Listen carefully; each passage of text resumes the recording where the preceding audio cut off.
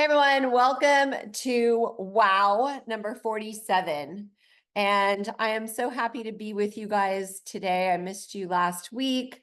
We have had family here and it has been fabulous. Imagine all your kids with their girlfriends and, it was just marvelous. And thanks to Dr. Gloria, who leaked it to Cynthia. Cynthia is like, you need to take a break, just go enjoy your family. So thank you, my friend. And it was a treat indeed. Just got back from the airport. So now I can kind of zen out a little bit more. So I'm so excited to be with you guys today. And I just want to know if anybody is brand new to WoW, never been on this call before. Nope, everybody's old hat. Okay, awesome. So then you guys know who I am and who Stephanie. Stephanie. Yes, I'm new to WoW. You are? Yes, I've never been on a WoW before. Well, welcome. You're not new to QHS though, right? No. I know, I'm just kidding. Okay. I've seen your face so many times that I can imagine you being new to WoW. So we're happy to have you. So Thank for you. those of you who have been here for a minute, why don't you raise your hand, your digital hand, and let Stephanie know how this education, how this show has inspired you and how it has helped you develop more healthy habits. Who's going to go first? Okay, don't make me call on you. I will. She will. Raise your hand. Okay, Linda, thank you. And then Cheryl. Perfect. Well, Stephanie, I have a list that I started with all of the add tos in my life from all of the WoW calls. And I stopped making the list at 60 different things. I mean, I just stopped adding to it. I need to go back and see where I left off because there's still more. There is still more that I had added, and there is even more that I plan on adding this weekend. It just is a never ending wonderful health benefit in so many ways. Awesome. Thank you. Thank you so much, Linda. Okay, Cheryl. You have to unmute, my dear. There we go. So I wish I could say I was as organized as Linda in the list, because I feel like it's been just incredible. Everything, every week, it's so many deep and interesting issues and approaches to things. One of the things that I've been dedicated to for myself has been adoption of chair yoga 3 times a week. And I've been religious about that. And I feel like with breathing, it has been such an incredible connection for the whole body experience. And really, I guess, just being in touch with that whole connection, quite amazing. And I found that after doing these classes, it just changes my whole day afterwards when you do that for an. And what can I say? I've been the other things, the water, trying to increase that, and just so many things that I wish I could be incorporating every day. And I've done so many wonderful recipes from Dr. Gloria and Tracee, your dressing recipe. Woo! So many things that have just been very, very fascinating and wonderful. Awesome. Thank you, Cheryl. Thank you for vocalizing that and letting her know. And just so you know, Linda M is helping me create a healthy habits, like little workbook type thing, so that we can take all the tips that we have provided. I've been with QHS for about 1.5 years. Gloria's going on 1 year, I think in October. And No, 1.5 years. It's been 1.5 years too. Really? It was April. Okay. Well, I mean, since Yeah. you started on admin and teaching. Oh yeah, no, yeah, it was summer of that year. So you were about 6 months ahead of me. Okay. So, but we have a lot that we want to give you an easy checklist, an easy like little workbook so that you can do that. And so for those of you who don't know who we are, maybe somebody's listening to the replay. I am Tracee. I am a health coach, personal trainer, and I've been in the wellness space since 2007. My motto is always helping people age stronger and healthier instead of sicker and weaker. And we know that it is possible to do a complete 180 and change the trajectory of your health. And Dr. Gloria here has been practicing naturopath homeopathy for over 40 years. She is a prolific writer and has educated doctors all around the world. So you guys are in really good hands because our goal here is not only to help you, have a longer life, have more years in your life, but more life in your years, because we don't want to see people, aging with pain and suffering but just vitality. My mother-in-law just turned 90 on Tuesday, and you guys, she is such a great example of how to age well. She said on her speech, her next goal is to age to 100. And, she's still driving, she's still baking and cooking and doing, she's very social and she's amazing. So someday, hopefully you guys will meet her. And anyways, today we have a fun topic, and it is about BO. And that means something like that, which we don't want to have. So Dr. Gloria has prepared an amazing PowerPoint and a presentation that we're going to discuss and talk to you guys with. So say hi, Dr. G. Hello, everybody, again, and welcome to our new member that showed up today, Stephanie. Not that you're new. There's so much to talk about, and this was a suggestion from Cynthia, which I think is fun, as Tracee just mentioned, because it's a subject we don't want to talk about. You may talk about it with your closest friend, but you don't really want to talk about body odor. And the one thing that I want to focus on the most today is not only the causes, but I want all of you to be able to interject. What have you seen different? What has manifested since you've been on the white devices, or those of you that have the QHS, in other words, or the HHS? In other words, are you experiencing body odor? If so, when did it start? And did it go away? Was it just a short term? So I'm going to give you some of the basics as Tracee's interviewing me, but I want you all to be interactive and let us know so that other members that are maybe experiencing that think, oh, well, I guess that's just normal, and they'll understand why, instead of saying, oh, what's happening? Okay, so that's the main focus of today's call. It's a subject we don't want to talk about, but we can have fun with it. Okay, and as you can tell from the first slide that Tracee's going to show you, we got to have some fun with it. I laugh when I see it. Yeah, that's cool. So I'll present a little bit, just some basic statistics, and then let's open it up for people to share with us, Tracee, maybe what in that category they've experienced, and like how long after using their white device, etc. So again, when you get the hint of body odor, remember that I've always said in our classes, body talk never lies. When you're having body odor, it's telling you something, and we need to identify. We need to become our own health detectives so that we can find out what's going on.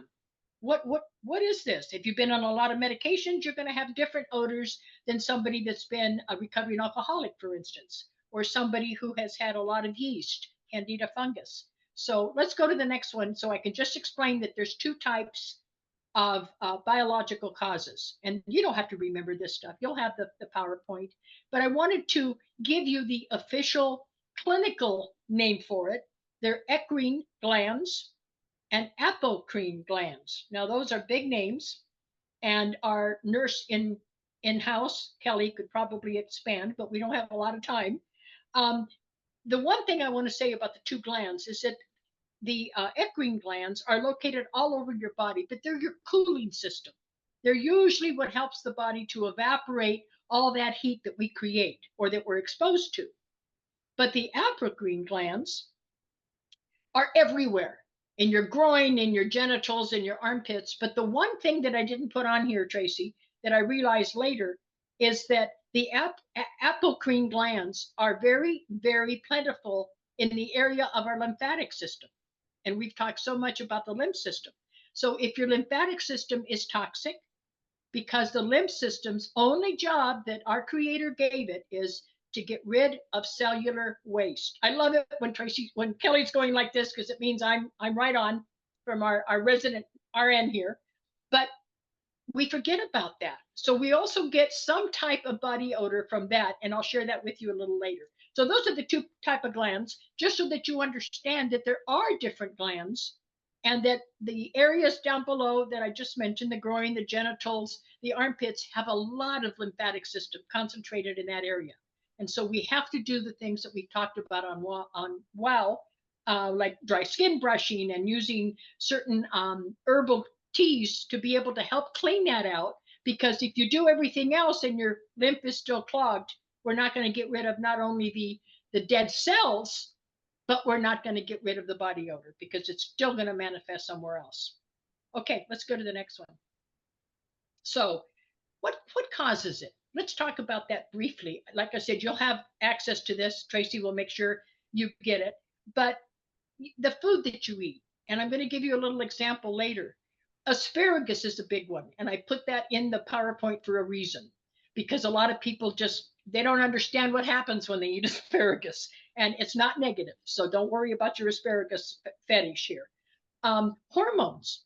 As our hormones change from puberty to adults to menopause, whatever, those levels are going to change, and so is the body odor. The medications, if you're full of antifungals and penicillin and antidepressants, you're going to have body odor, because it's toxic, usually the most to the liver. Any underlying conditions, diabetes, kidney disease, liver disease, all of that, vitamin and mineral deficiencies, which are very important. Because, for instance, if you're deficient in vitamin C, which adds oxygen to your cells, you are not going to be able to detox as much. So you need that oxygenation of the cells, and vitamin C gives you that. The vaginal odor, nobody wants to talk about down there, but we can joke about it, down under for our Australian friends. But it's one of those things that is just normal process of life. But it also, one thing that I didn't put on here is the Candida fungus. You have a lot of odor when you have a lot of Candida fungus. It is a very invasive fungus, which we have done presentations on, and we can do another one if you'd like to.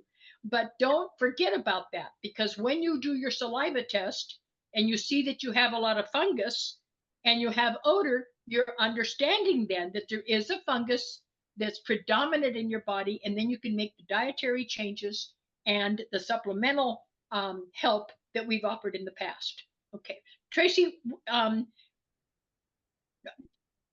didn't put in here anything about exercising, because I know that when you're working out like you do so diligently, a lot of times people have odor, but it's not the bad odor of toxicity. It's the odor of the body expelling because you got hot and it's getting rid of it. What's your experience with that? Well, that's a funny thing, because I was going to talk about that today. So I find I don't have a lot of odor, and I feel like it's because I'm constantly sweating. I go to hot yoga. I'm able to get the junk out of my body. But Right. when you said testosterone, I find that men tend to have a stronger body odor than women. And Yes. there is a guy that I work out with, and he has horrible body odor, and the girls are always kind of whispering about it. And one time one of the guys mentioned something at our request, and then it stopped, but it came back later because he must have ran out of the deodorant that he bought. But it's really like none of the girls want to work out next to him because it's just so, Pungent. But when we get Yeah. down to the solution, I have a couple, well, actually several solutions to help everyone with this. Good. for We'll get down different to that in a minute. areas. Perfect. Okay, let's go to the next one. So don't forget the Candida in there. Now, other odors that are attributed to toxicity, but also to, remember I was saying earlier in the presentation, to nutritional deficiencies or vitamin deficiencies. So asparagus, for those of you that love asparagus like I do, you will notice, most of us will notice, not everyone, that it's a really putrid smell in your urine when you eat a lot of asparagus. And people are like, my patients have asked for years, is that okay? Is there something wrong with my digestive system? But it's a chemical that is only found in asparagus. And I don't know, Kelly, if you can pronounce it, because I've tried and I screw it up every time. Asparagisic, is it? I screw it up. Asparagic. Okay, see, it's a mouthful. But that chemical is only found, thank you, in asparagus. So when your body is digesting it, it breaks this chemical down into several sulfur-containing compounds. Okay, not that it's the only food that contains sulfur. I'll give you that in a minute. But the acid combining with other sulfur containing compounds causes that odor. Okay, it's still being studied. Scientists do not know, up to my latest research, why that happens, but they know that it does contain the sulfur and it smells. If any of you have lit a match and then blown it out, that sulfur smell, that's what your urine and sometimes your bowel elimination will smell like. But that's what it is. So let's go to the next one for a minute.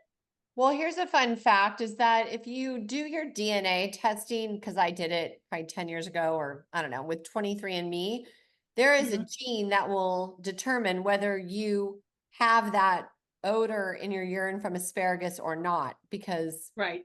sounds like it has to do with your genes. Okay, so the next question is, okay, so asparagus we know has that. Which foods contain the most sulfur? Well, you know that if you have hard-boiled eggs or a lot of eggs, you can also have that sulfur smell. Some seafood, like Brazil nuts and almonds and walnuts. I've never had that issue with that, but I have patients that can't eat Brazil nuts or almonds because not only do they have body odor, but they get a lot of flatulence. And it's just really odorous and people can't stand to be around them. Anything that is a cheese that is aged a little bit, like Parmesan, can cause that. Some cow's milk, not all of it. So just look at that quickly so that we don't spend too much time on it, but it's not just asparagus, it's this. And now hopefully the next slide, I believe it's the next one I put it in. Yeah, why does your body need sulfur? Most people don't know that. When I've done my teaching, nobody knows that. Did you know all of this, Tracee, that it repairs your DNA as well? No. When I do body scans, frequency scans on my patients, I can see what DNA is being repaired and what isn't, or what's out of balance. And the sulfur helps to build and repair the DNA. This isn't medical advice. It's sharing with you what it does in your body as far as sulfur. And so, but look at the metabolism. It helps the body metabolize food and fat, okay? And is a very big component of insulin, which helps regulate blood sugar. That may be why some people eat a lot of eggs and a lot of asparagus, for instance, and they have a better blood sugar reading in the mornings. Connective tissue. Now, this is something new. When all my research that I've had for years, I just recently realized that connective tissue was dependent on sulfur. When we do hair analysis, which I'm not doing much right these days, but I did thousands of them. When I did hair analysis that are sent to an FDA lab, the sulfur would come back either super high, these people had terrible body odor and all kinds of detox symptoms, or there'd be none. And so the symptoms of not having it are their bones are brittle, they don't have good collagen content, etc., because it's in the protein in connective tissue. Sulfur will help skin conditions like acne. Another one that it helps a lot is any kind of seborrhea or eczema in the scalp, I find helps a lot. Kelly, please chime in. Oh, I was going to say one of the things that people have started taking in the recent past is MSM, methyl sulfonyl methane, because the sulfur has been basically depleted from the soil, from all this over farming these different chemicals and stuff. And so people aren't getting the sulfur in the natural sulfur in their diet that they need to have a healthy system. It's so necessary. It's people don't realize, like, you think of these different minerals and things, and you only take a multivitamin, right? And so you're getting your A's and your B's and your C's and your D's and all those. We forget about these other minerals that the body needs in order to function properly. So, you know, some of my friends have said, well, what can I take for this? And I'm like, well, have you tried MSM? You know, because you don't necessarily get it any other way. That's right. And MSM is very important. It came to the forefront in the area of nutrition and wellness about 15, 16 years ago. Before that, nobody had heard of MSM, but it's very important. Thank you for I didn't put that in there. So thank you for reminding me of that, because it also helps the flexibility. You know, one of our members was just talking about how she loves the chair exercises. So do I. And if you haven't seen the video that Tracee put out, you need to see it. It's an amazing way to exercise your body. But there again, if you don't have the flexibility, sulfur can help you. So don't ignore the foods that are high in sulfur. Have some every day. It's much better, in my opinion, to get it from your food. But MSM is something that I take on and off. In all honesty, I don't take it all the time, but because I'm not hurting now. Guess what? I'm not hurting. So I don't need it right now, because I do eat plenty of foods with sulfur. Okay, the next one. Thank you, Kelly. That was a good ad. Next one. Okay, so other causes. Don't ignore the fact that constipation or incomplete, I'm gonna go over the first one first, or the second one first. Don't ignore it, because when I say complete bowel elimination, like when I ask a patient, what are your, you know, and I think we've laughed about this, Tracee, on previous shows. When I had my 2 clinics, they had to come in once a month with a poop report. How are your bowels? Are you having daily eliminations? And after you get them laughing about it, it was okay. They weren't embarrassed. They were looking forward to telling me that now their bowel elimination is full and complete. Full and complete means it doesn't feel like the body still has something to do, but it can't accomplish it. Okay? And especially when inadequate digestion, I should have put that second, putrefies in the colon. So why does it do that?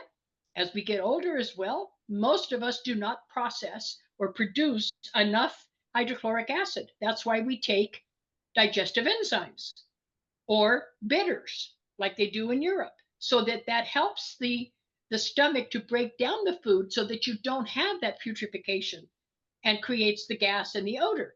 But it's not just in the colon.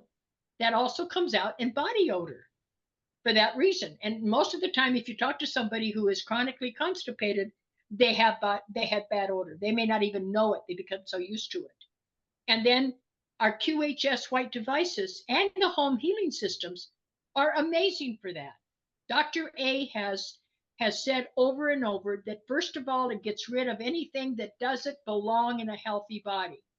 So if you're experiencing body odor anywhere, know that body talk never lies. Know that it's like, wow, celebrate the fact that things are being taken out of your body. Okay, don't sit there and go, oh God, this white device is working on my pain, but now I'm having BO. That's not the case. We need to celebrate it, because, and then you can do some things to help eradicate that, but it's not something that's going to take care of the cause unless you clean out the plumbing. Okay, the next one, and we'll talk about that in a minute. So I wanted very quickly, and you can study this again when you get the PowerPoint if you download it. The skin is the largest organ of elimination and of absorption. So look at everything the skin does. So it's all connected to the venules and the vessels and the lymphatic system. And if you don't take care of what's on your skin, and Tracee and I have talked over and over about dry skin brushing, making sure that our skin is clean. And, you know, if you can do the sauna, if you can do a steam bath, whatever it is that helps your skin to expel the toxins, you're expelling everything that is not supposed to be in the body. And in my experience and opinion, that's what the white device and the HHS is doing. So this is something you can study later. I think it's a great graphic. It's one of the best ones I found. that shows you in a very quick eye shot here of how intricate our skin is. It's not just this little layer that just sits there. And the lymphatic system is right below it, right underneath the surface of the skin. It's not deep. You know what's interesting to note too, Dr. J, is that the skin is made up of epithelial cells. The other Right. organs that are made up of epithelial cells are the entire digestive system through and through, and the lining Right. of the bladder and the urethra. So again, your organs Right. of elimination. So that all makes total sense. It does. And so the other thing, Kelly, that I know you've seen in nursing is people that put on a lot of creams and lotions and things on their skin that have synthetic fragrances have a different kind of body odor because they're masking the toxins that are coming out of their skin, but they're also putting in more toxins by using synthetic fragrances. In my clinic, I had a big sign: if you're wearing any synthetic fragrances or have been around any chemicals, because I had a lot of farmers in my clinic, and or around tobacco, you cannot enter. And at first everybody balked, and then afterwards they said, that's really good. I had UPS drivers that used to put an extra shirt. He was my driver for 12 years, and he would change his shirt before he came in to deliver because he was a smoker and he knew that he couldn't deliver the packages into my clinic. So it's important that you remember that is the largest organ of elimination and absorption. I love this picture. I love this gal's smile and her skin, but these are some fun facts. The skin, being the largest organ, weighs an average of 6 pounds if you were to take it off of the frame. It covers 18 square feet. That's a heck of a lot. So you can imagine putting in toxins with toxic detergents and sometimes toxic fabrics and all of the products that we use in our skin. That's a lot that goes directly into the blood because a single square inch of skin contains at least 20 feet of blood vessels. That's why I showed you that diagram. 1,300 nerve cells and 100 oil glands. And I didn't even include the lymphatic system. Okay? So then we have to talk about the liver when we come to body odor, because it's the second largest organ of your body, weighs about 3.97 or 4 pounds roughly, 5 pounds in some larger people, and in men especially. And so the liver is your chemical processing plant. So you have to be able to continually reduce that toxic burden in order for the body to detox. Okay, Tracee, next one. Okay, natural remedies, which Tracee is going to very generously share extras with us. Baking soda. I mean, and I forgot one on here, remind me, which is cornstarch if it's organic. But baking soda mixed with water to make a paste, and you don't have to take notes because you can download this. You apply it under your arms, and it'll dry, and you can just use a little dry cloth. I use a little washcloth, and you can just take that extra powder off, but it usually sticks and absorbs a little bit. The apple cider vinegar mix is something that my grandmother used. She was a midwife and an herbalist who raised me. The green tea is amazing for that. Lemon juice, hydrogen peroxide, but don't forget organic cornstarch. That's also something that Grandma always used on babies because she was a midwife. She always told them never to buy the talcum powder. And then this was years before anybody knew how toxic talcum powder was. She would always make sure that the mothers with babies used pure cornstarch. In those days, we didn't have to worry about organic. It was all organic. But nowadays, you have to make sure it's organic. And that sprinkled like in a salt shaker on a baby's bottom is the best thing to use. It's also really good for your underarms if you've never used it, and for your personal parts. Tea tree oil, make sure you do a skin patch test. I love tea tree oil, but use it on your wrist, dilute it a little bit in some water, like in a tablespoon, put it on your wrist and wait a day to see if you have any response, because it is strong. It works, it's effective, it removes bacteria and fungus, but you have to be careful because some people don't know they're allergic to it. Rose water, it's amazing. You can buy organic rose water, and then you can also make a tea of fenugreek, which is what's used a lot in Europe for detoxification and for body odor. Okay, give us your hints, Tracee. What did I miss? Well, for natural products like that, coconut oil is really effective. And I used to make my own deodorant with equal parts of coconut oil, baking soda, and arrowroot, and that worked really, really well. And Yep.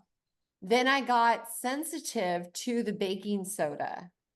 Mhm. So then I just used the arrowroot and the coconut oil, and that worked. A lot of the natural deodorants like Tom's and can't remember some of the other brands, but they just did not work. But now they have come out with better Native stuff. doesn't work either. Yeah.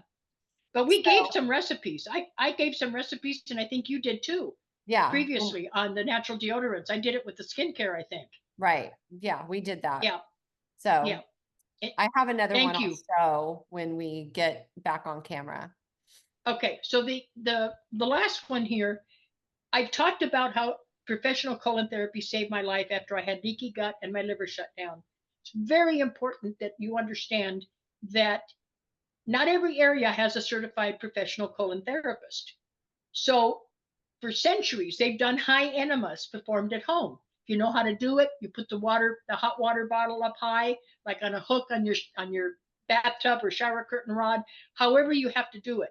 When I was so sick, I couldn't do it. I didn't have the dexterity. I had almost ripped off my right arm in my accident, and I couldn't do it on myself. It was awful.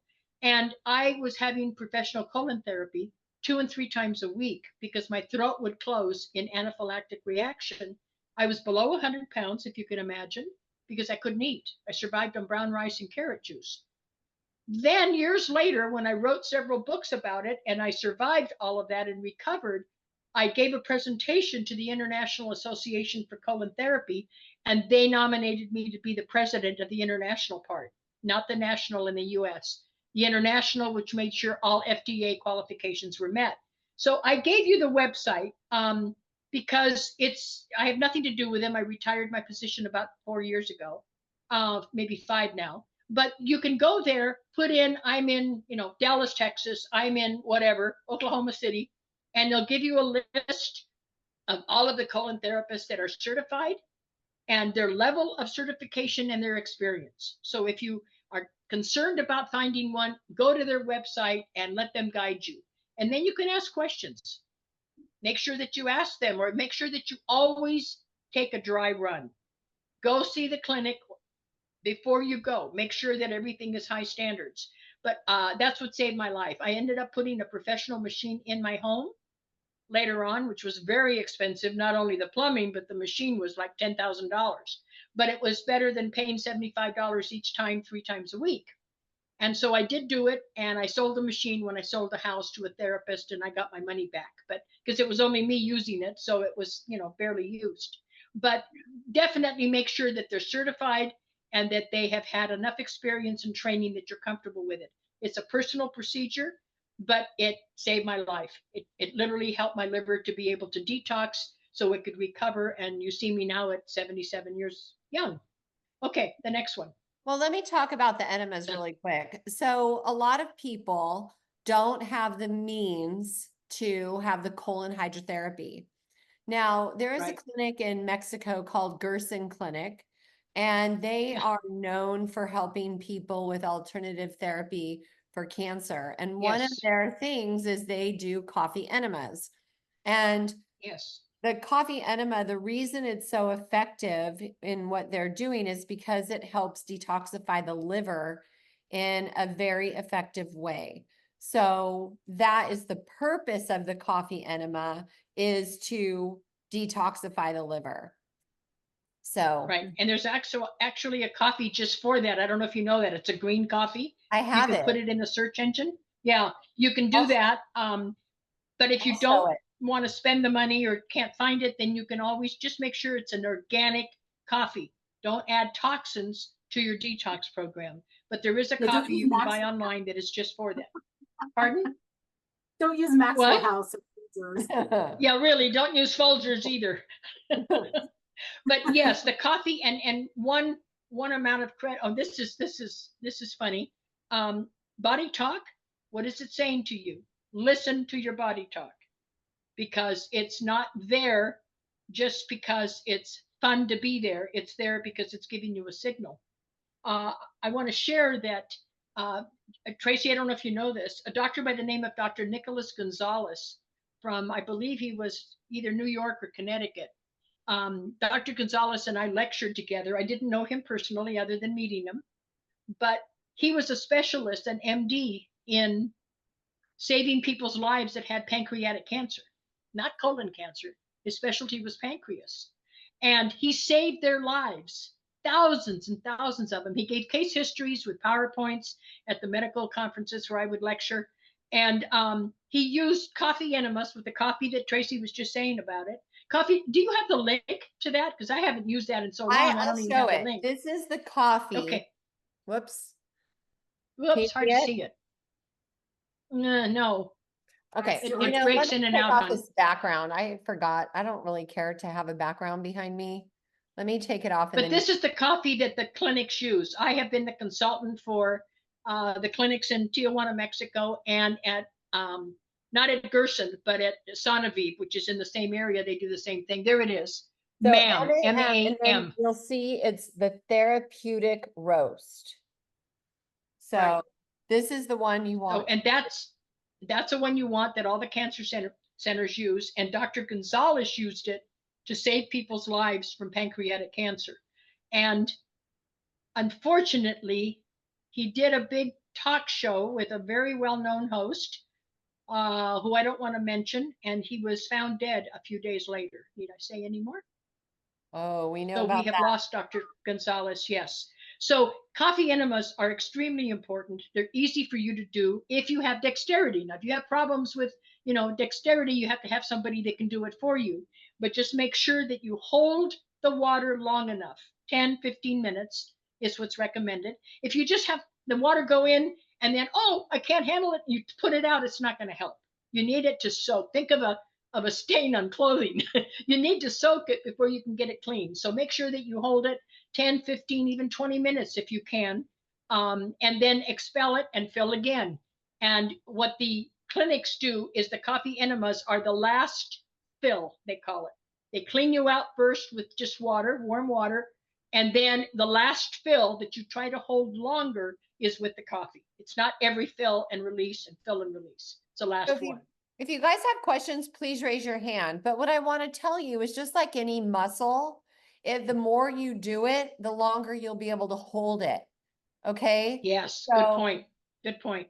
Yeah, so don't be frustrated if it's hard for you at the beginning, but and like Dr. G said, if you do it with water at the beginning, do like say a warm, tepid water, then what happens is you clear things out with that, and then you can go back and do it with the coffee afterwards. So then that way it's all the therapeutic and you're already pretty much cleaned out, but it allows it to get up to the liver. Yeah, guys, Right, and don't the don't coffee- do the cold water enema ever. No, it's because got to be like a they'll baby's cause bath is what we used to say. they'll cause That's true. cramping, increase the risk of perforating your bowel. So that's important. And the Right, other you thing I want it, want yeah. to station is that, one thing that you learn as a nurse is that you need to become a nose detective, right? When we walk into a room for a patient, we use our nose as part of our ability to diagnose what's going on with somebody. So oftentimes, Right. Patients will be really embarrassed about their body odor, but I'm like, bring it on, because that gives me clues as to like what's going on with you, how to help you, and what to document for the doctor to say, oh, that's a clue that I need to check for this or for that, And so That's right. there's a running joke in my family that I love poop.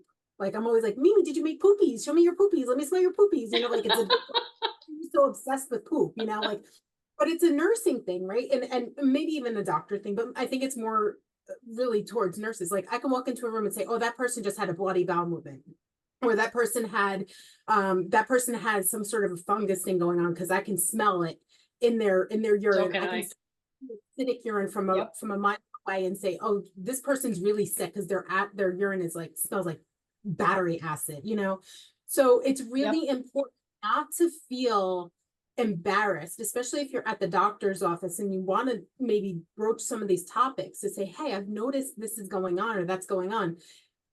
Please tell them, because they can actually help diagnose something that is underlying that you don't necessarily know about. and then you know how to fix it. Yeah. Kelly's absolutely right. I used to say I get paid a lot of money for my nose because when I was with the Environmental Illness Society, I would be paid to go in and detect mold. But she's right. I could detect the minute a patient came into my clinic what was going on, not to diagnose it, but to know that something was out of balance and get them to go get lab work and see their medical doctor. And Magda. Magda has a question. Go ahead. I had to unmute. So is the coffee enema for all kinds of cancer or only specific kinds? All kinds. When you go to a cancer clinic out of the country, they don't do it in the US. Any place in Germany, in Switzerland is 2 that I've been to, and in Mexico, Ecuador, and Argentina, everybody gets a coffee enema. But remember, it's not coffee for every fill. You want a whole water bottle full or a bucket. Some kits that you buy have a little bucket. You want to make sure that that's warm water all the way up.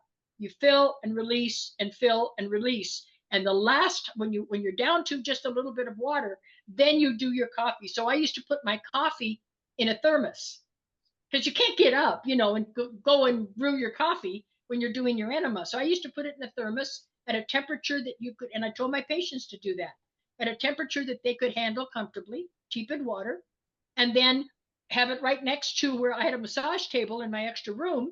And then that way you have it there and you can just fill the vessel, whatever you're using. And that's the last one. Like Tracee was saying, if you can't hold it, it's because that muscle is weak. You lose what you don't use. So if you're not doing a lot of peristalsis, you're going to lose that muscle movement. But yes, every cancer clinic I've been to or consulted has it. Pardon? And how often do you do it? It depends on your condition. The doctors out of the country recommend that you do it about at least once a month. Once you've cleaned out, if you've had chronic constipation, chronic diarrhea, chronic infections, you need to do it more often until you clear out. But once you clear out, once a month is what they recommend. I don't know if you've had that experience, Magda, or maybe Jorgen can speak to that, but I know that in Germany and in Switzerland and in Austria, the major companies pay for colon therapy, if you can believe it, because they pay for a wellness, I think it's 7 or 10 days a year, and you're mandated to go to de-stress, to do yoga, to have massages, to do colon therapy. Some are done with enemas, some are done with the machines that are gravity fed. So they understand the importance of staying well. Right. They want to keep their employees well. It's less expensive to keep them well than to get them well. Right. So does that answer your question? Yes, thank you so much. And Magda, You're it's welcome. just for cancer. So imagine that these coffee enemas are for your liver, which does a lot of functions in your body. So it's not just about cancer. It's just used in cancer treatment and alternative therapies in other countries. Okay. Right, to reduce the overall toxic burden so the body can start its repair process. Yeah. And now with our devices, can you imagine if you're reducing the toxic load and the devices are also loosening toxins and helping you to get rid of them, then you're much further ahead. Yeah. Right. So Tracy, can you see who's, I can't see whose hands are up. Go ahead, Cheryl. Okay. I kind of had a quick question going back to Kelly on your experience of the urine odors. For those of us that don't have nursing training, is there any kind of generalized suggestion about, oh, your urine smells like such? You know what I'm saying? It's like, I don't know if there's any way to have a little bit deeper understanding as a generalist versus, being a nurse, Kelly etc. can teach a class. Yeah, that would be great because, like, for instance, when Dr. Gloria was talking about asparagus, I actually like the smell of asparagus urine. So it's like, I mean, I love asparagus, but it doesn't bother me in terms of the smell. So I guess it'd be wonderful to have a little bit more nuances on it. That's why. I mean, it's something that takes a little bit of experience to work with, but you could say for example, somebody over imbibed, right? just like their mouth and their breath can smell like fruity or something like that, they can also have that scent in their urine. They can also have fruity or sweet smelling urine if they have diabetes. Mm-hmm. And that used to be how the doctors used to diagnose this. They would actually taste the urine to see if it was sweet. I mean, it sounds gross to me, but I mean, technically urine is it's just that the problem is where it's coming out may not be sterile, so you may be contaminating it on the way out, but urine itself is actually sterile. So I guess they used to do that and before we had microscopes and advanced ways. That was one of the ways they would diagnose diabetes. And so different urine combinations will smell a certain way, but like I said, very, very acidic urine is characteristic of somebody who has a very high toxic load or is very very sick, because the lactic acid and all these other acids build up in the body as you're trying to detoxify yourself. The body's going through its natural processes, and the only routes of elimination it has are your skin, your urine, and your feces. So if you're smelling really acidic, and that could be also from the medications they're getting, like your body's also trying to detoxify these medications that we're pumping into you to help you, right? So it's a combination of both. It's one of those things that kind of takes time to get used to, but you yourself, when you're eliminating, right, and if you're in the bathroom, there may be times that you can smell that your urine is stronger smelling than others. So maybe you want to try to start correlating that to maybe something you previously ate, or something that might be going on. Maybe you're starting to develop a urinary tract infection, or maybe there's another type of bacterial infection that you're starting to fight, like a candida infection, and your body's trying to fight that off. That's specific to urine. I mean, there's a lot of things like you can smell, I can smell like a bodily infection, like a wound infection. I can smell C. diff in somebody's stool. There's a lot of things that you can start to acquire, but it's easier for a nurse because we face it all day, every day. Understood. It's not easy to give a general thing to help you. But another thing too, to add to what Kelly said, is dehydration. If you're dehydrated, you're going to have a different odor, right, Kelly? It's going to smell stronger because your toxins are more concentrated, right? And the color of the urine is going to be much darker. So the darker your urine gets, the more concentrated your urine is, and the harder your kidneys are working to try and filter. And so there's something we call tea-colored urine. That's a clue to us that your kidneys are now damaged, whether it's an acute injury that we can try to overcome, or a chronic kidney injury.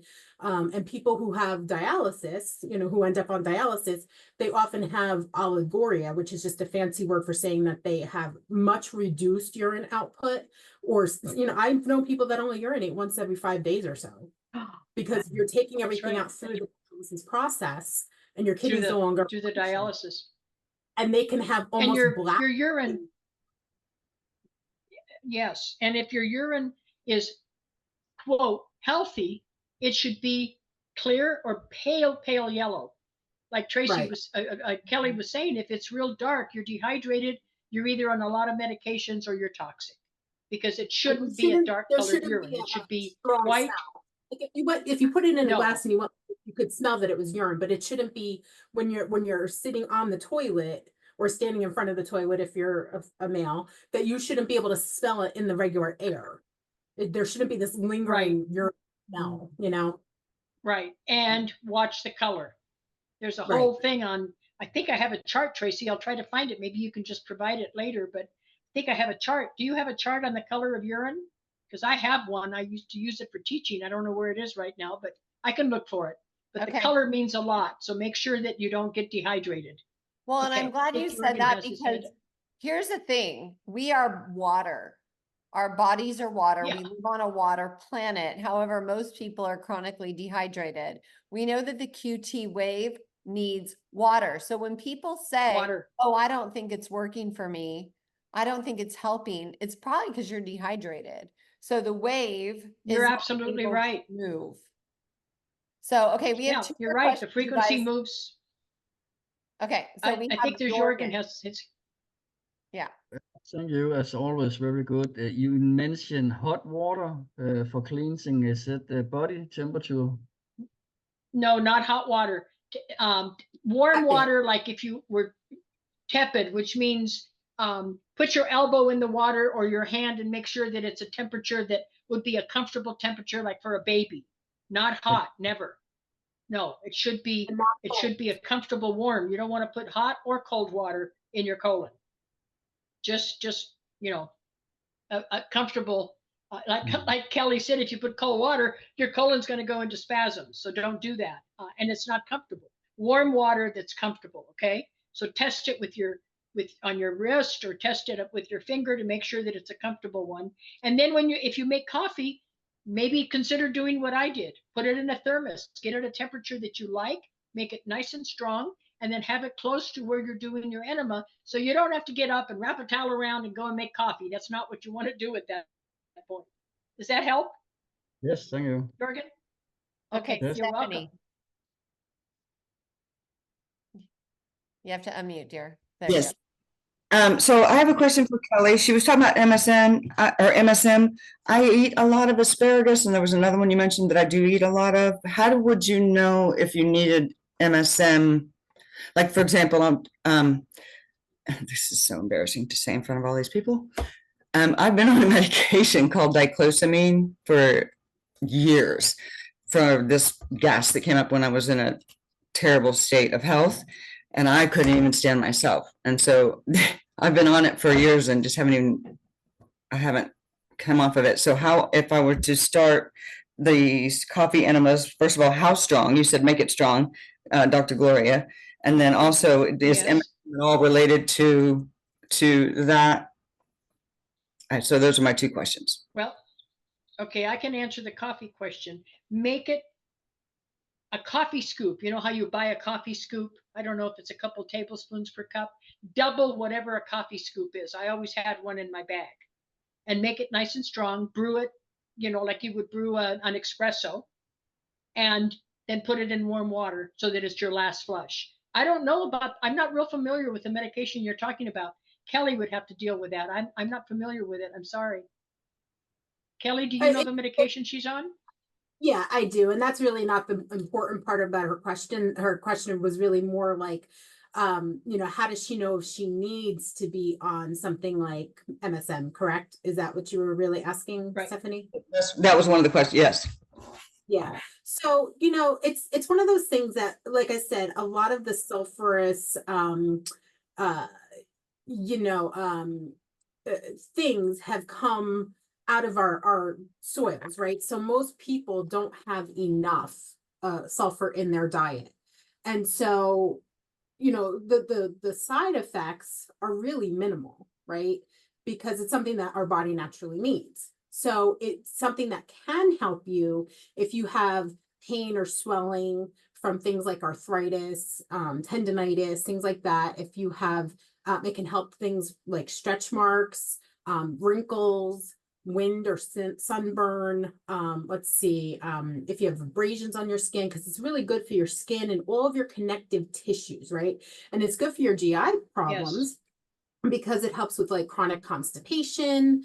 If you have ulcers inside, it can help that because it covers all of your epithelial and connective issues, right? So how do you know if you need it?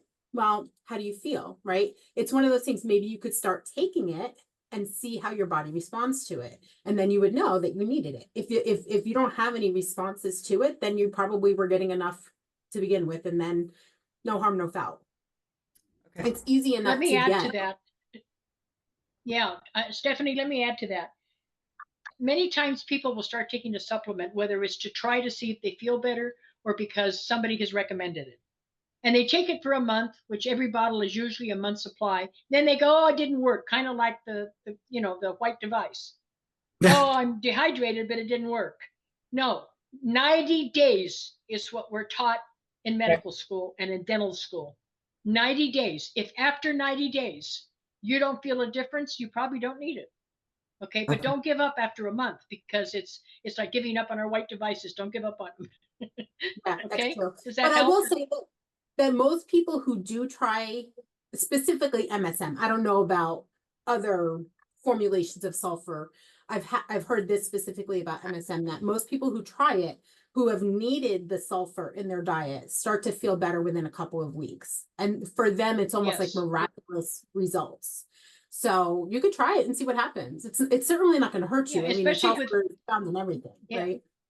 It's natural, especially if like fibromyalgia, RA, any of the arthritises, any type of soft and connective tissue pain, that will usually, like she was saying, help quicker. But don't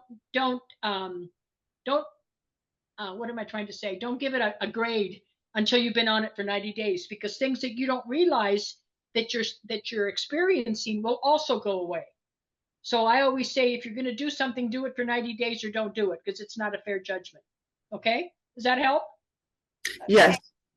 And so would you Okay. recommend, if I wanted to get off the diclosamine, which was for that horrible gas, would you recommend that I do both the enema thing and the MSM then probably to try to get off that medication? I don't know the Well, medication. obviously, I'm you- going to always go back and discuss that with your physician or whoever prescribed that for you, because you really need, my approach to everything is you need to have a relationship with your healthcare providers, right? And I don't ever recommend doing something without their knowledge or Right. consent. You know, having that conversation, like you're the boss of your body, right? But they can't help you help yourself if you're not going to involve them in the conversation. So I would discuss that with them, and maybe you can come up with a plan together to come off of that medication Right. and work it out. That's good advice. Yeah.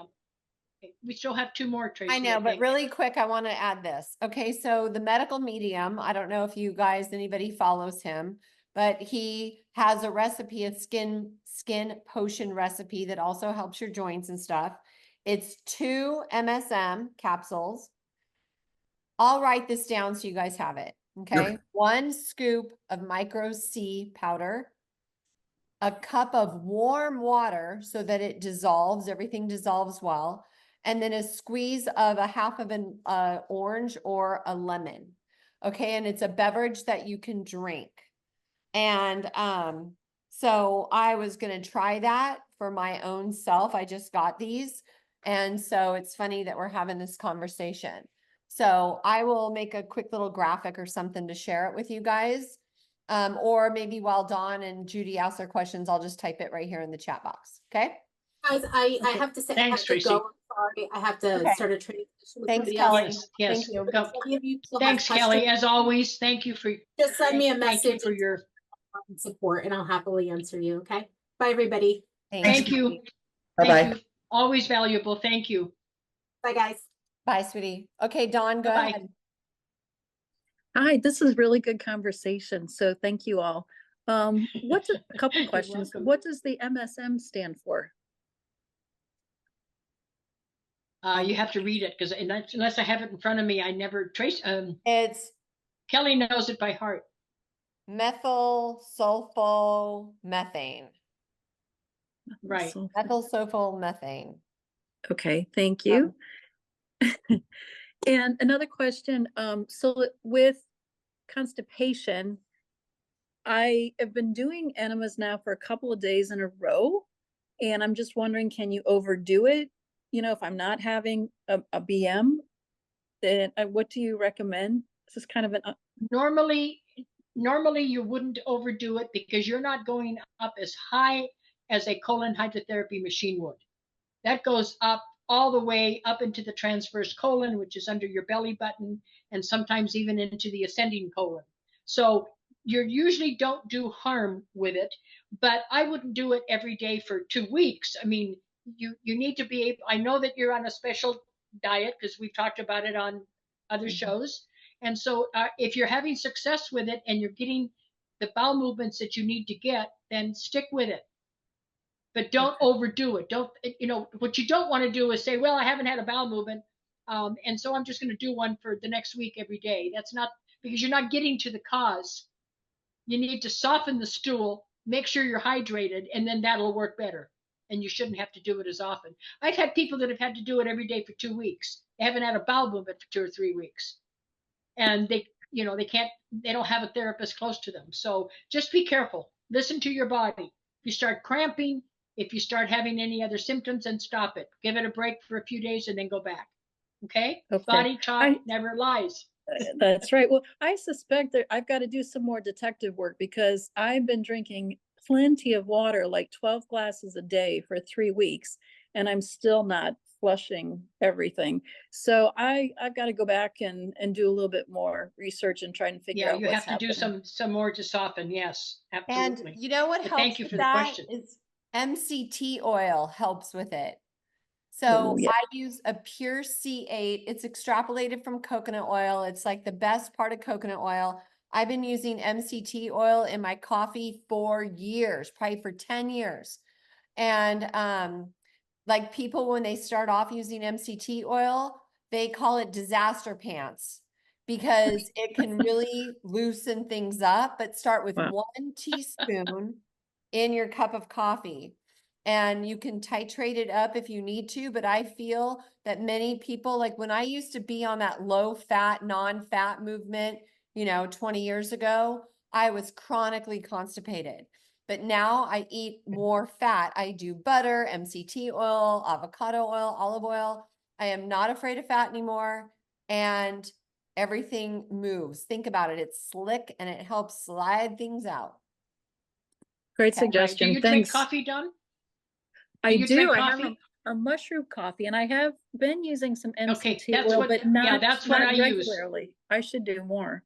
No, you should do it because coffee is also a stimulant, which will help the contraction and the expansion of the colon muscles. Remember, it's a muscle down there. So if you do what So Tracee does, I tried it and it's delicious. Only I put stevia on everything. But she told me about it a long time ago, and it's good. Put it in your coffee, and just start So- out like she said, slow, and it should get things moving. And you have to whip Okay, yeah, it we in have the to go. blender for it to emulsify in the coffee. It has to be whipped and then it gets foamy and then it's like a latte. It is a treat. I love it. Yeah, very good. So Very good. okay. Thank you. thanks, Okay. Dawn. Okay, last Thank you, Dawn. question. Judy. Hello. Hello. Hello, Really Judy. good today. I have a Thank you. question.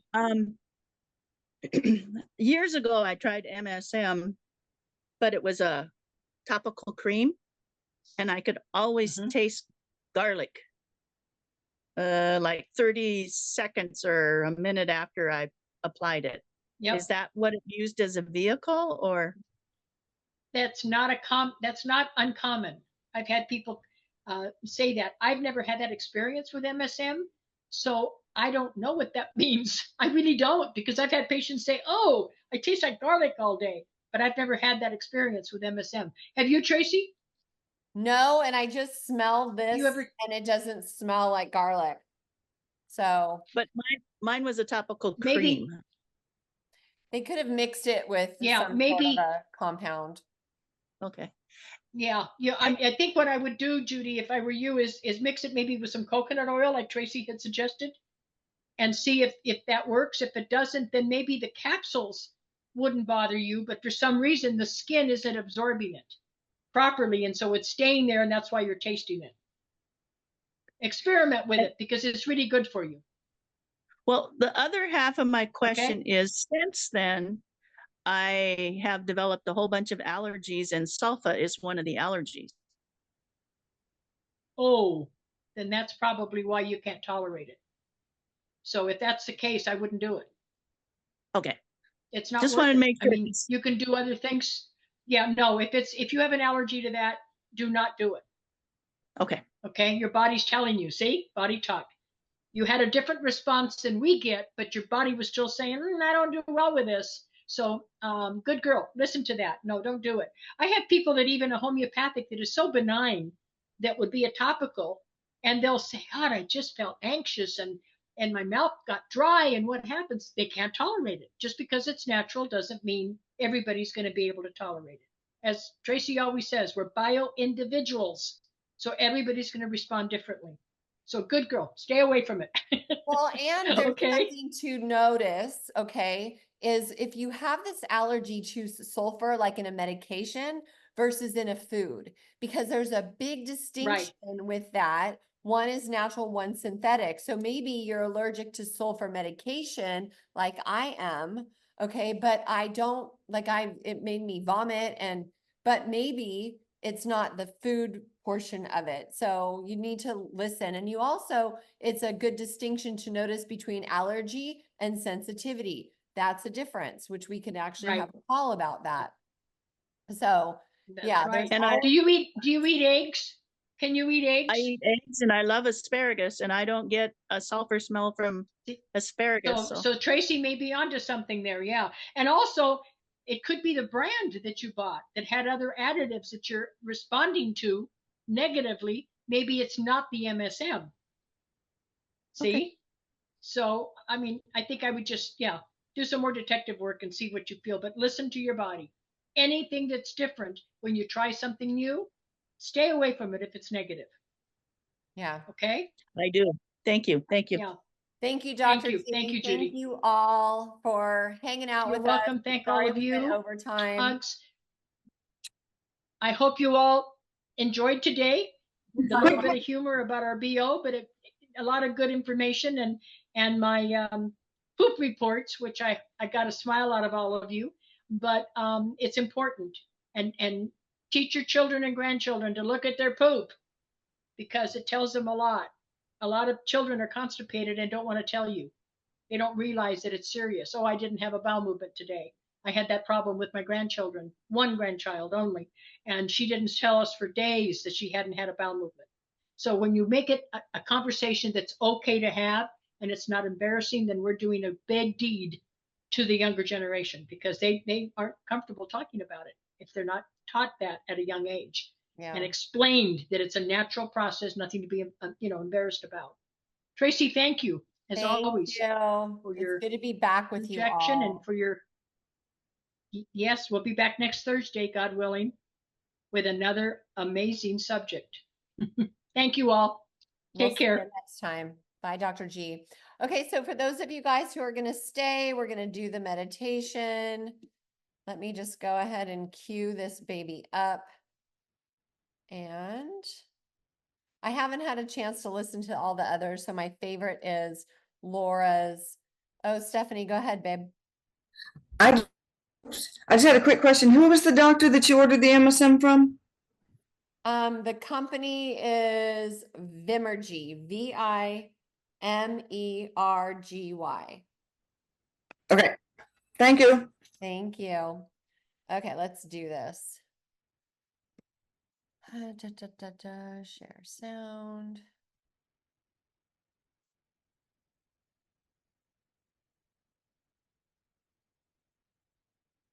Okay, why is it not sharing the sound? It's important to note that this meditation is fast-paced. We encourage you to remain present and aware throughout the session. If you experience visions or emotions, that's normal. Allow yourself to feel and acknowledge them and stay present. When you heal it in yourself, you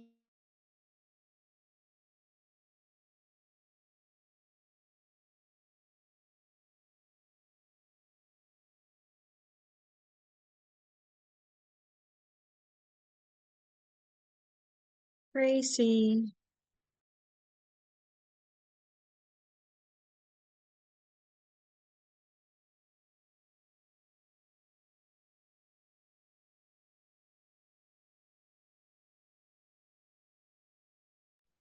No sound, Tracee. Tracee. Hear it?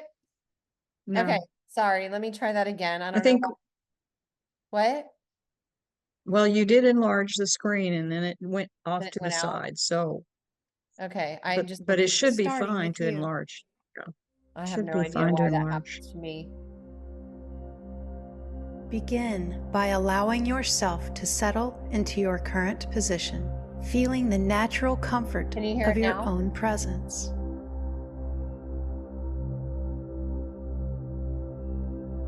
Now gently close your eyes and turn your attention inward. Notice the natural rhythm of your breath as it flows in and out. Take a full, deep breath. Feel this breath filling every part of your body, nurturing and soothing you from within. As you exhale, allow yourself to let go of tension and discomfort. Recognize that these sensations are not you. They are transient, merely passing through. With this realization, watch as they dissolve into nothingness, leaving no trace behind. You are boundless, free from these sensations and their definitions. With each breath, feel them dissipate as you become more present, more peaceful, and profoundly centered in your true essence.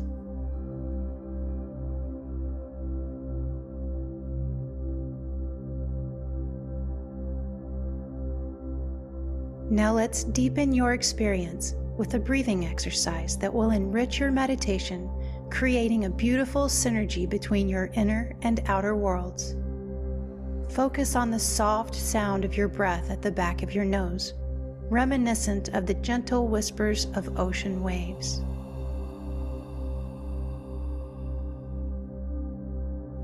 The audible sound of your breath, like the ocean waves, anchor you to the present, connecting the vastness of the outer world with the depths of your inner being, automatically establishing harmony and coherence between your body, mind, brain, heart, and all of your energetic and spiritual systems. There is nothing else to do but be in this moment, deeply relaxed, fully supported, and profoundly at peace. Now bring your attention to your body. Identify the part of your body that feels the most relaxed at this moment. It could be as small as the tip of a finger or as large as your entire back. Focus your attention on this area. Observe how this relaxation feels, how deep, how serene it is, and imagine this feeling beginning to spread. Like watercolor on wet paper, allow this sense of relaxation to expand, moving gently to neighboring areas in your body. With each breath, this soothing sensation grows, filling you up.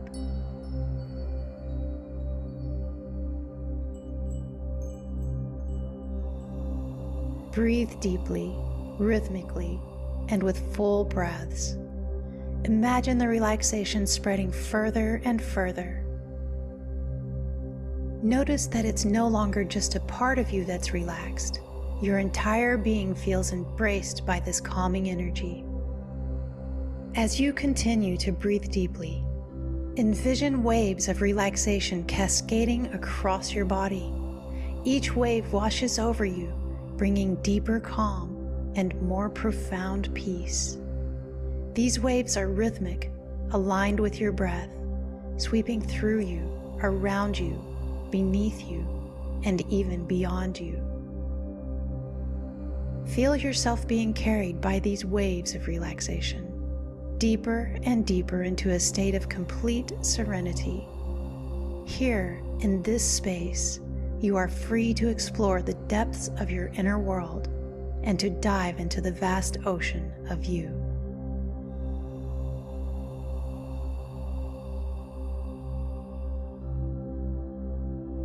Let's tune in to the quantum twine waves.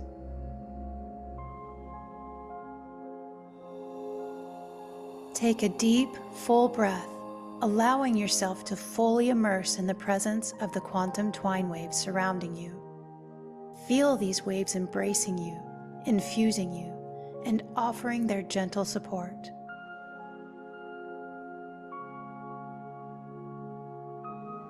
As you inhale deeply, visualize the quantum twine waves penetrating your body from the crown of your head to your toes.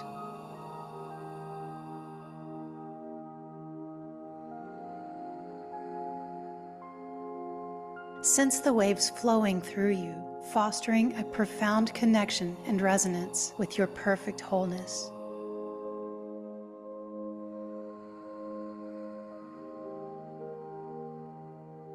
With each exhale, release any tension or resistance, allowing the quantum twine waves to permeate every aspect of your being.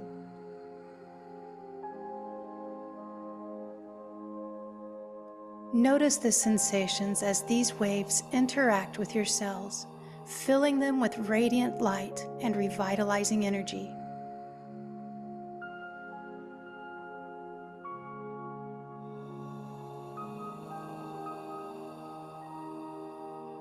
Experience the warmth and vitality of this divine presence as it spreads throughout your entire being.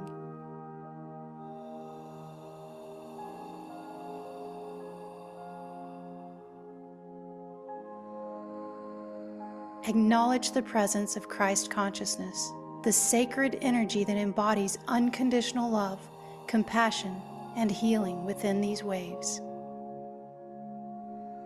Feel this divine energy permeating every aspect of your being, illuminating your path and guiding you toward wholeness.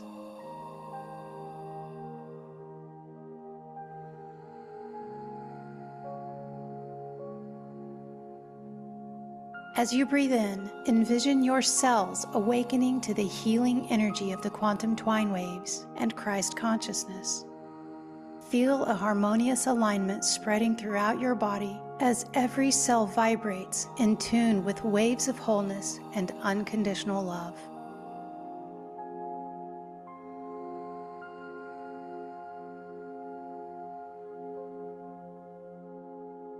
Continue to breathe deeply. Surrender to the process of integration. Trust the quantum twine waves and Christ consciousness intuitively know where they are needed, guiding you toward a state of wholeness and well-being.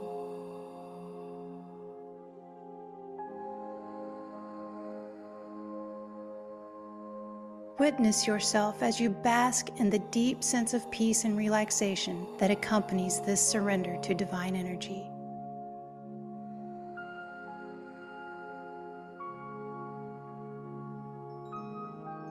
Now shift your awareness inward to the God spark residing within you.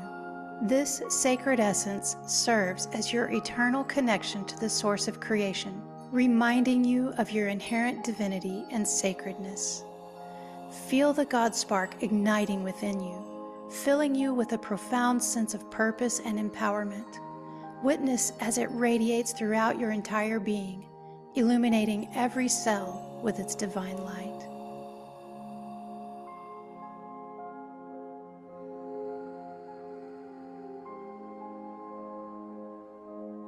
Feel the quantum twine waves harmonizing with your God spark and the Christ energy, amplifying their power and potency. With each breath, these divine energies mingle and merge within you, creating a symphony of love and light that resonates throughout your entire being.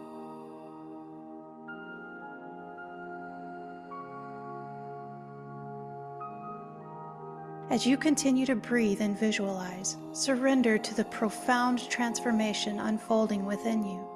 Trust in the wisdom and guidance of these divine energies, knowing they are guiding you toward a deeper connection with your sacred self.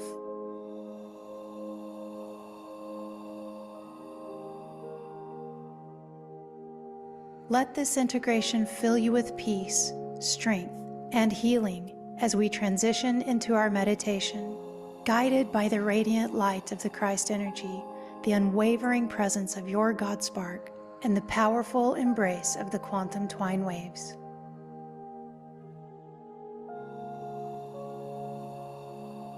Now nestle in, relax, and enjoy your miracle moment.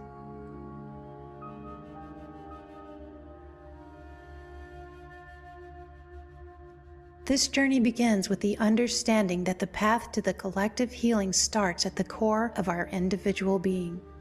As we nurture and restore our own wellness and wholeness, we create ripples that extend beyond ourselves.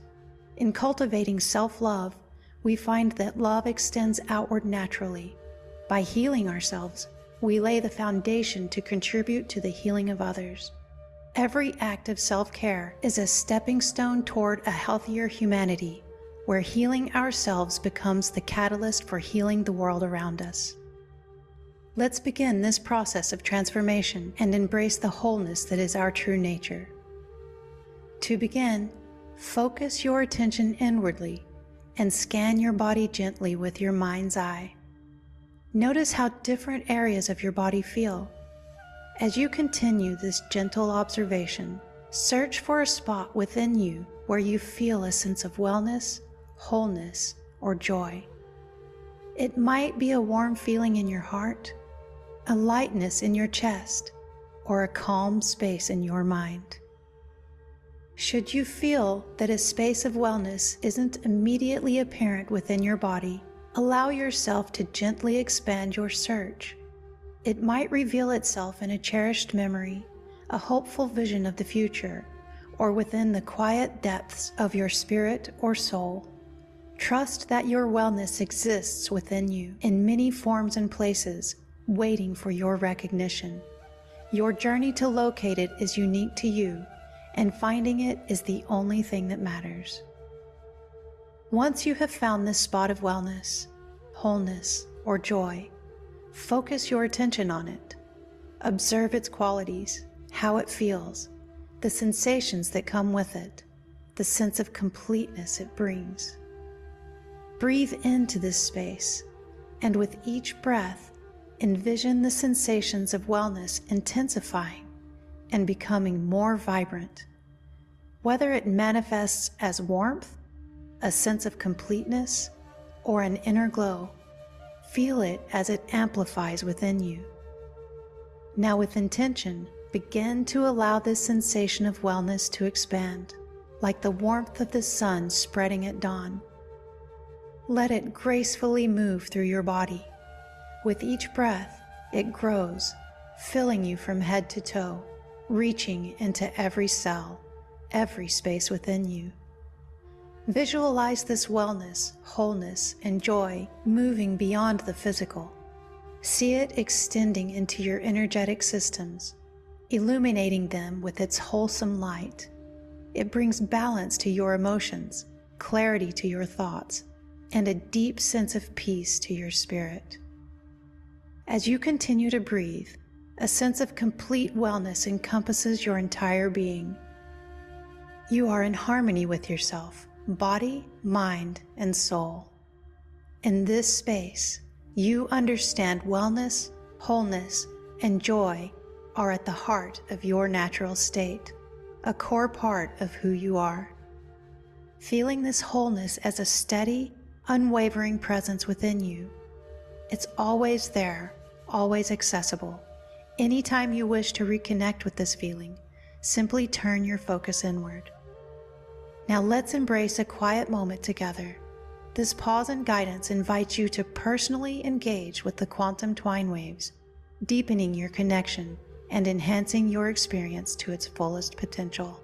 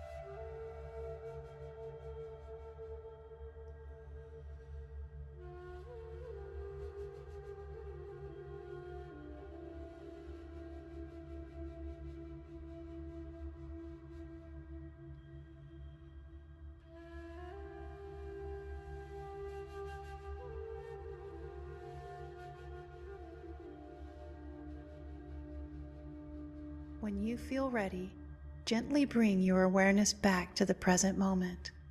Take a few deep breaths, and when you open your eyes, carry this sense of wellness and wholeness with you, letting it infuse every moment of your day. As we conclude this meditation, step forward with confidence, knowing that the quantum twine waves continue to flow within you. Their positive influences remain active, extending far beyond our shared time in this space. Take this step and every step hereafter with the knowledge that you are blessed.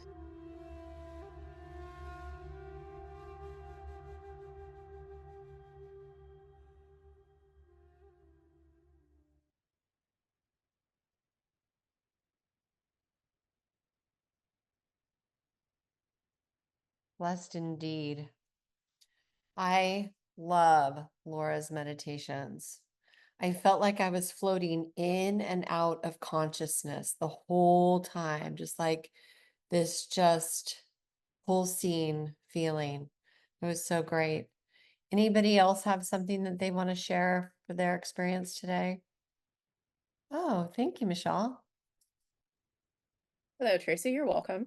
No, I just feel very relaxed and very just tingly all over. I decided to try it with my copper crown today, and I feel like it helped enhance it. So I just wanted to give that little tip. Oh, that's a great idea. I have something like that. I'm going to bring it next week. What is that? What was that? It's a copper crown. Yeah. Huh. Amazon. Did you make it, Michelle? Oh, I wish I was that talented. No, I ordered it. I can put a picture of where I got it from. It was actually a vendor in Florida from the last JISIC that went last year that had it. I didn't go to it, but I bought the crown from the vendor. Cool. Thank you. They make lots of copper stuff.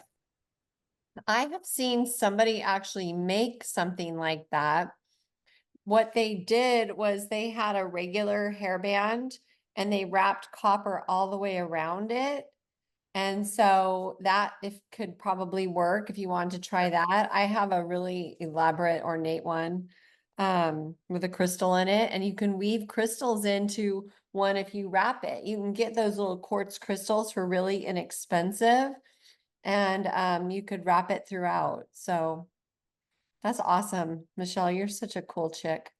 And Judy, as far as the Candida classes, I think she's already done 2. If you haven't seen them, you can go to our YouTube channel and just search up Candida. And one was recent and one was, gosh, I don't know, maybe episode 4 or 5 or something. So anyways, all right, you guys, just sending you so much love. Let's close in our usual way. Bringing your hands to your forehead. May we think only joyful thoughts. To your lips, may we speak only kind words. And to your heart, may we show love to ourselves and to all of those around us. Peace, peace, peace. Namaste. Thank you, thank you, thank you. So happy to be back here with you guys. It's amazing. So have a beautiful day and hope to see you or see of you on the Q&A call tomorrow. Mwah. Bye now.